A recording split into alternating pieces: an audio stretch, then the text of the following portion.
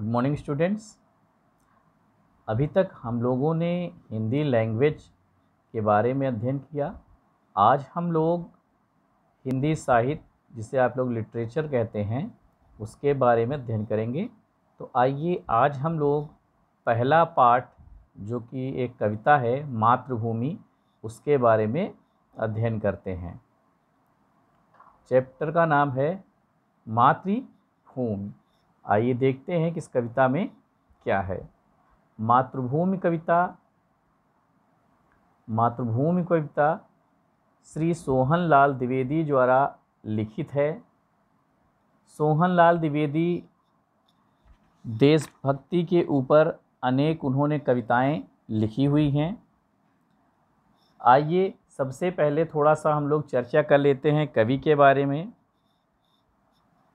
कवि का परिचय। श्री सोहनलाल द्विवेदी जी का जन्म 22 फरवरी 1906 में उत्तर प्रदेश में हुआ था। द्विवेदी जी राष्ट्रीय कवि के रूप में जाने जाते हैं। वे गांधी जी से अत्यधिक प्रभावित थे। उनके काव्य में गांधीवादी विचारधारा देखने को मिलती है। उनकी लोकप्रिय रचनाएं हैं युगावतार गांधी, खादी गीत, भैरवी, युगाधार, बांसुरी और बच्चों के लिए दूध बतासा आदि। इनकी मृत्यु 1 मार्च सन 1988 में हुई। ये तो कवि का छोटा सा परिचय था।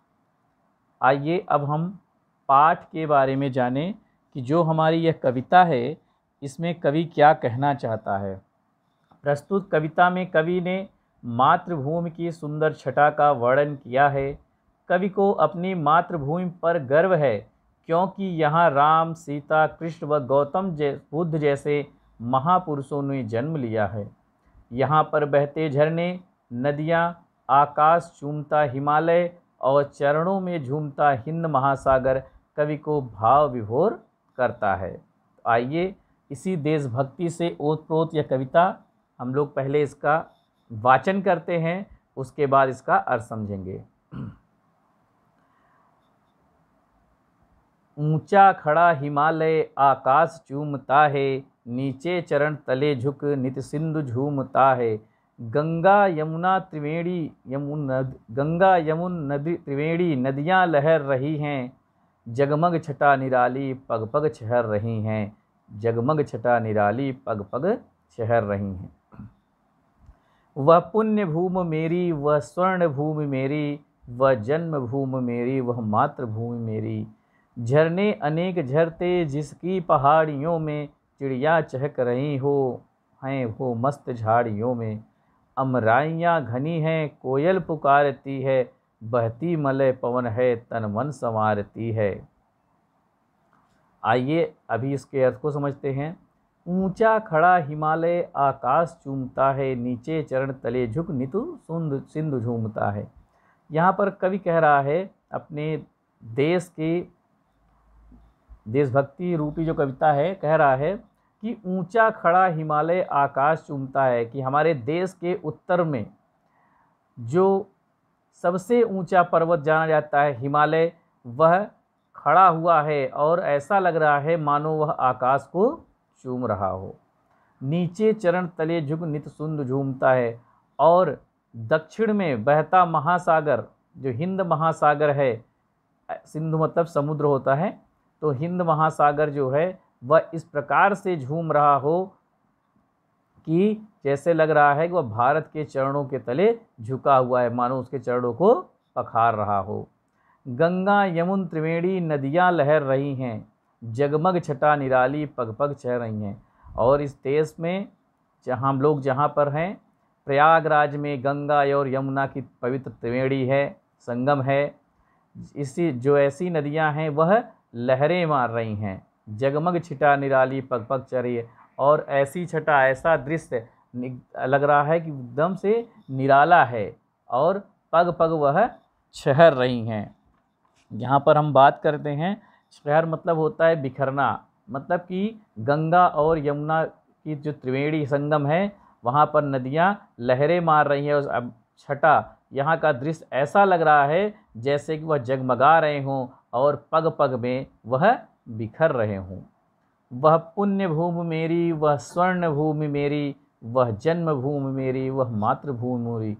तो ऐसी पुण्य भूमि जो है वह मेरी है। वह स्वर्ण भूमि, स्वर्ण मतलब सोना होता है, स्वर्ण भूमि भी मेरी है। वह जन्मभूमि मेरी है जहाँ पर हमने जन्म लिया है, और वह मातृभूमि मेरी है। और क्योंकि मातृभूमि कहते हैं जहाँ पर लोग जन्म लेते हैं उसे मातृभूमि कहते हैं, वह मातृभूमि भी मेरी है। झरने अनेक झरते जिसकी पहाड़ियों में, चिड़िया चहक रही हैं हो मस्त झाड़ियों में। जिसके अनेक झरने, झरने अनेक झरते हैं, इसकी पहाड़ियों में अनेक प्रकार के झरने जो हैं वह झर रहे हैं। चिड़िया चहक रही हैं, और यहाँ पर जो चिड़िया हैं वह मस्त होकर झाड़ियों में जो है चहक रही हैं। जो झाड़ियाँ हैं, पेड़ पौधे, लताएं हैं, उन पर चिड़िया बैठी हुई हैं और वह चहक रही हैं, चहचहा रही हैं। अमराइयाँ घनी हैं, कोयल पुकारती है, बहती मलय पवन है, तन मन संवारती है। अमराइयाँ, अमराइयाँ कहते हैं आम के घने बाग, आम के बाग को कहते हैं अमराइयाँ। तो आम के घने जो बाग हैं वहाँ पर कोयल कूक रही है, कोयल पुकारती, कोयल बोल रही है यानी कूक रही है। बहती मलय पवन है, तन मन संवारती है। बहती, बहना, मलय मतलब होता है चंदन, पवन मतलब होता है हवा। तो बहती मलय पवन है, तो चंदन से युक्त, चंदन के बाग से गुजरती हुई चंदन से युक्त जो पवन है, सुगंधित, चंदन से युक्त सुगंधित जो हवा है वह हमारे तन मन को समा देती है। उसके सुगंध से हमारा तन मन संवर जाता है। अमराइयाँ घनी हैं, कोयल पुकारती हैं, आम के बाग में कोयल पुकार रही हैं। और जो चंदन से युक्त सुगंधित हवा जो है वह इस प्रकार से बह रही है कि हमारे तन मन को वह संवार लेते हैं। आइए आगे के पोयम पढ़ते हैं, आगे की कविता देखते हैं। वह धर्म भूमि मेरी, वह कर्म भूमि मेरी, वह जन्म भूमि मेरी, वह मातृभूमि मेरी। और ऐसे जो वह धर्म भूमि यानी कि इस भारत पे हमने जन्म लिया है, तो प्रत्येक व्यक्ति का कर्तव्य होता है अपने धर्म के अनुसार वह कार्य करे। इसीलिए इसको कवि ने कहा है वह धर्म भूमि मेरी, वह कर्म भूमि। यहाँ पर हम अपने देश में हम लोगों ने जन्म लिया है, तो यहाँ पर कर्म करने के लिए, तो वह कर्म भूमि मेरी, कर्म कर रहे हैं, इसलिए ऐसी भूमि जो होगी हमारी कर्म भूमि है। वह जन्म भूमि मेरी, वह मातृभूमि मेरी, वह जन्म भूमि भी मेरी है और वह मातृभूमि भी मेरी है। जन्मे जहाँ थे रघुपति, जन्मी जहाँ थी सीता, श्री कृष्ण ने सुनाई बंसी पुनीत गीता। ऐसे जन्मभूमि में जहाँ पर स्वयं रघुपति, रघुपति यानी श्री राम जी, तो ऐसे भूमि पर हम लोग जन्म लेकर धन्य हुए हैं जहाँ पर स्वयं श्री राम और स्वयं सीता ने जन्म लिया। और श्री कृष्ण ने अपनी बंसी, श्री कृष्ण ने अपने बंसी यानी बांसुरी सुनाई और अपने पवित्र गीता का संदेश दिया। तो ऐसी मातृभूमि पर हम लोग भी धन्य हो गए हैं, अपनी जन्म लेकर हम लोग भी धन्य हो गए हैं, क्योंकि यहाँ पर ऐसे ऐसे लोगों ने जन्म लिया है जिनकी कोई तुलना नहीं है। गौतम ने जन्म लेकर जिसका सुयश बढ़ाया, जग को दया सिखाई, जग को दिया दिखाया। और स्वयं गौतम बुद्ध ने जन्म लेकर जिस देश का यश बढ़ाया हो, जिस देश का यश बढ़ाया हो, और उन्होंने जग को दया सिखाई, और पूरे संसार में गौतम बुद्ध ने दया भाव सिखाया है। उन्होंने दया का संदेश दिया है कि किस प्रकार से हमें दयावान होना चाहिए। जग को दिया दिखाया, और पूरे संसार को दिया यानी रोशनी, प्रकाश यानी ज्ञान का प्रकाश। यहाँ पर दिया का मतलब है ज्ञान का प्रकाश, ज्ञान रूपी प्रकाश को उन्होंने पूरे संसार में बिखेर दिया है, फैला दिया है। वह युद्ध भूमि मेरी, वह बुद्ध भूमि मेरी, वह मातृभूमि मेरी, वह जन्मभूमि मेरी। और वह युद्ध भूमि मेरी है जहाँ पर हम लोगों अपने कर्तव्य के लिए, अपने कर्तव्य के पालन करने के लिए हमें कुछ भी करना पड़ता है। और वह बुद्ध भूमि मेरी जहाँ पर बुद्ध ने जन्म लिया, वह भूमि भी मेरी है। वह मातृभूमि मेरी, वह जन्मभूमि मेरी, और वह मातृभूमि भी मेरी है और वह जन्मभूमि भी मेरी है। इस कविता को श्री सोहनलाल द्विवेदी जी ने लिखा है। अब हम लोग कविता पर आए हुए कुछ प्रश्न हैं उस पर चर्चा करते हैं। थोड़ा सा आप लोग ध्यान दीजिएगा क्योंकि हमें साथ में इसका रिवीजन भी करना है। जैसे कि यहाँ पर देखिए, पहले मौखिक प्रश्न है बच्चे, पेज नंबर 3 पर देखेंगे। पेज नंबर 3 पे, यह कविता किस भाव को दर्शाती है? तो यह कविता जो है वह हमारे मातृभूमि के, यानी देशभक्ति के भाव को दर्शाती है कि हमें अपने देशभक्ति से कितना लगाव है। कविता में हिमालय की क्या विशेषताएं बताई गई हैं? कविता में हिमालय की विशेषताएं बताई गई हैं कि वह आकाश को चूम रहा है और उसकी पहाड़ियों से अनेक झरने गिर रहे हैं। इस कविता में कौन कौन सी नदियों की बात की गई है? इस कविता में गंगा और यमुना जैसे पवित्र नदियों की बात की गई है। गौतम ने जग को क्या सिखाया है? गौतम ने पूरे संसार में दया का भाव सिखाया है और पूरे संसार में ज्ञान रूपी प्रकाश को दिया है। गौतम बुद्ध ने इस संसार में दया भाव को दिखाया है और इसके साथ साथ पूरे संसार में उन्होंने ज्ञान रूपी प्रकाश दिया है। बात करते हैं लिखित प्रश्नों की, जिसमें लघु उत्तरीय प्रश्न है। अमराइयाँ किसे कहा गया है? बच्चों, अमराइयाँ जो है आम के बाग को कहा गया है। आम के बाग को अमराइयाँ कहते हैं। अमराइयाँ आम के बाग को कहा गया है। कवि ने भारत को धर्मभूमि क्यों कहा है? तो कवि ने भारत को धर्मभूमि इसलिए कहा है क्योंकि यहाँ पर प्रत्येक व्यक्ति अपने धर्म का पालन करने के लिए जन्म लेता है। इसीलिए कवि ने भारत को धर्मभूमि कहा है, क्योंकि हम लोग यहाँ पर अपने धर्म का पालन करने के लिए जन्म लेते हैं। मलय पवन से कवि का क्या तात्पर्य है?